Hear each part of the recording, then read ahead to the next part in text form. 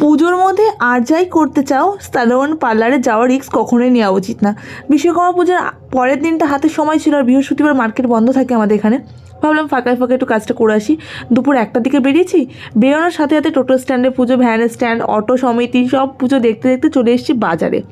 রেলগেটটা cross করলেই ওই উপরে যে পার্লারটা দেখালাম না, ওখানেই যাব।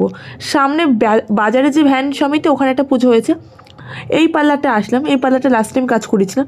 আমি বললাম যে চলো মা, গোবরডাঙ্গা থেকে ঘুরে আসি। আমার মা আবার যেতে নারাজ অত দূরে। অত দূর মানে আমার মার কাছে গোবরডাঙ্গাটা অনেক দূর।